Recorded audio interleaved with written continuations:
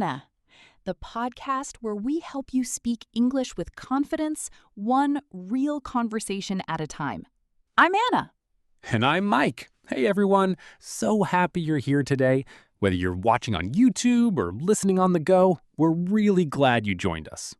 Today, we have a super practical episode. We're talking about money and banks. And before you close the tab, don't worry. We're keeping everything simple, clear, and useful for your everyday life. That's right. We know banking vocabulary sounds a little scary.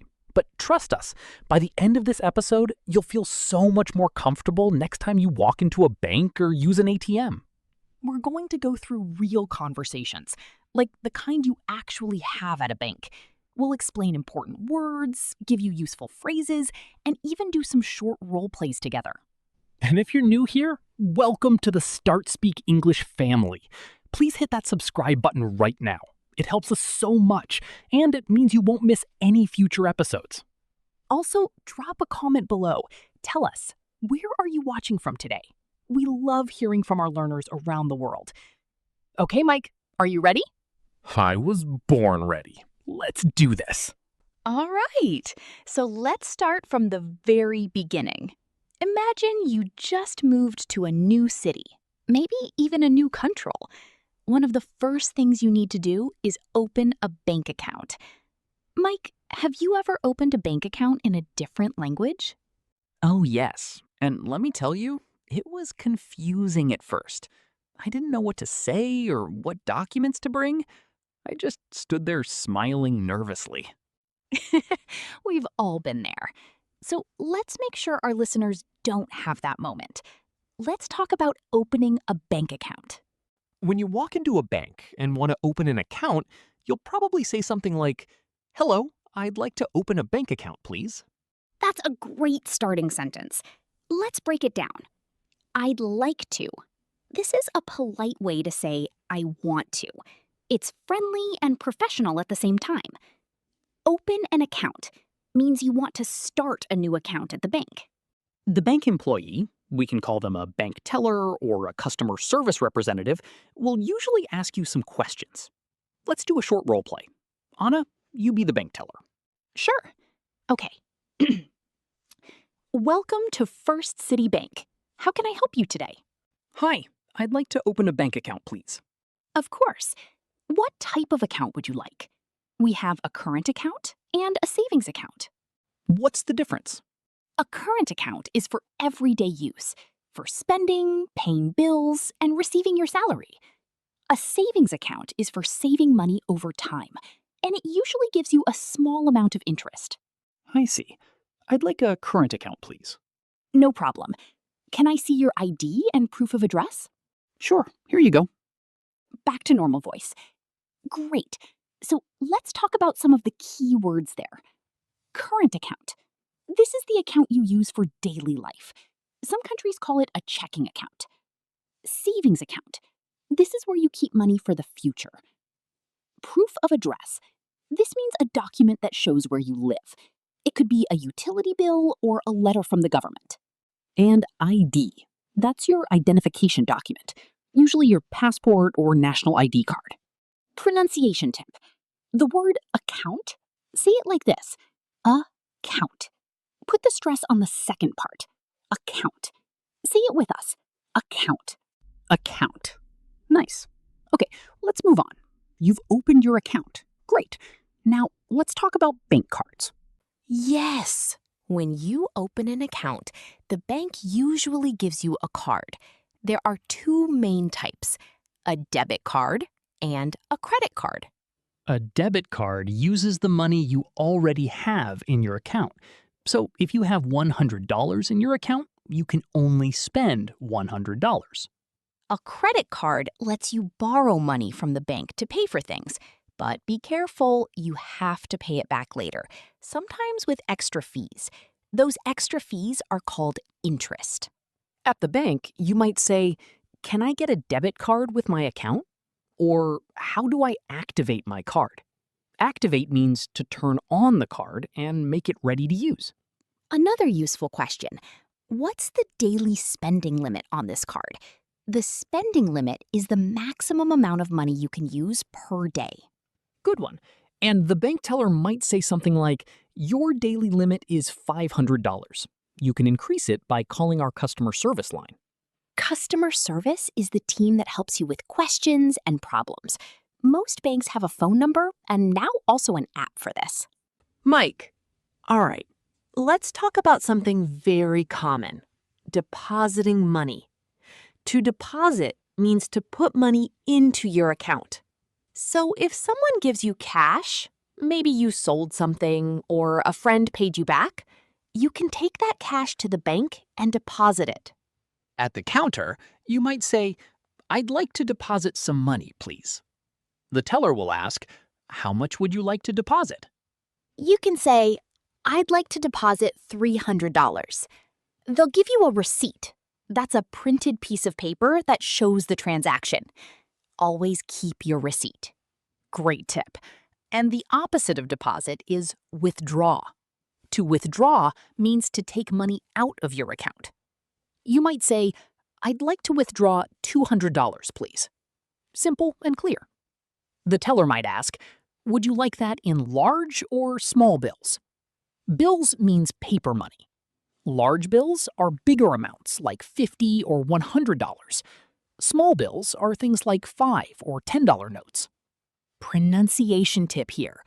The word withdraw, say it like withdraw. The stress is on the second part. Withdraw. Your turn. Withdraw. Withdraw. Love it. Okay, now let's talk about something we all use: the ATM. ATM stands for Automated Teller Machine. It's the machine on the street or inside the bank where you can get cash, check your balance, and more. Using an ATM is usually not too difficult, but it's good to know the vocabulary. When you put your card in, the machine will ask for your PIN. PIN stands for Personal Identification Number. It's your secret 4-digit number. The machine will then show you options. You might see withdraw cash, check balance, or transfer funds. Balance means how much money you have in your account. Transfer means to send money from one account to another. One thing people worry about at ATMs is safety. Always cover your hand when you type your PIN. Never share your PIN with anyone, not even bank employees. If the ATM swallows your card, meaning the machine takes your card and doesn't give it back, don't panic. Call your bank immediately. The number is usually on the back of the card or on the bank's website. And if you're traveling and need cash, watch out for ATM fees. Some machines charge you extra if your card is from a different bank. The machine will usually ask, there is a fee of $2 for this transaction. Do you want to continue?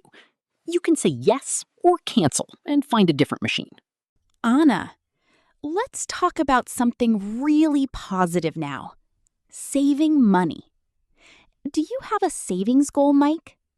I'm saving for a trip to Japan. Every month I put a little money aside. That's wonderful. Put money aside means to save a little bit regularly. At the bank, you might ask, do you have any savings accounts with good interest rates? Interest rate is the percentage of money the bank pays you for keeping your money there. For example, if you have $1,000 in a savings account with a 2% interest rate, the bank will give you $20 after 1 year. Free money. Not exactly free, but it's a nice bonus. You might also hear the word fixed deposit or term deposit. This means you agree to keep your money in the account for a set time, maybe 6 months or 1 year, and the bank gives you a higher interest rate in return. Useful phrases for savings. I'd like to open a savings account. Or, what's the interest rate on your savings account? Or, can I set up automatic transfers to my savings account each month? Automatic transfer means the bank moves a fixed amount of money from your current account to your savings account every month without you having to do anything. It's a great way to save without thinking about it. Okay, now let's talk about sending money. Maybe you want to send money to your family, pay your rent, or pay a bill. This is called a bank transfer or wire transfer. Inside the bank, you might say, I'd like to send money to another account. Or, I need to make a bank transfer. The teller will ask for the recipient's details. Recipient means the person who receives the money. You'll need their account number and sometimes their bank's code, called a SWIFT code for international transfers, or a routing number in the US. For international transfers, always ask, what are the fees for sending money abroad? Abroad means to another country. Fees can sometimes be high, so it's good to know before you confirm. And you'll also want to ask, how long will the transfer take? Some transfers are immediate, meaning right away. Others might take 1 to 5 business days. Business days means working days, not weekends or public holidays. Useful phrase. Can I get a confirmation number for this transfer? A confirmation number is proof that the transfer was made. Keep it safe. All right, let's talk about something nobody loves: bank fees. A fee is money that the bank charges you for a service. Common fees include monthly account maintenance fees. This is money you pay just for having the account. ATM fees for using a machine that's not from your bank. Overdraft fees. Oh, this one is important. Yes. An overdraft happens when you spend more money than you have in your account. For example, if you only have $10, but you try to spend $50, you go into overdraft. The bank might cover it, but they'll charge you a fee. To avoid this, you can ask, do you offer overdraft protection? This is a service where the bank warns you or automatically transfers money from your savings to cover the difference. Another good question at the bank: are there any monthly fees for this account? Or how can I avoid paying fees? Many banks waive, meaning remove, fees if you keep a minimum balance or receive regular payments into the account. Waive is a useful word. It means the bank agrees not to charge you. Like, the bank waived the fee for me. Anna. Now let's talk about something very modern and very useful: mobile banking. Almost every bank today has an app on your phone. Mobile banking lets you check your balance, send money, pay bills, block your card if it's lost, and so much more, all from your phone. To get started, you might say at the bank, "Can you help me set up your mobile banking app?" Or, "How do I register for online banking?" Register means to create an account on the app or website.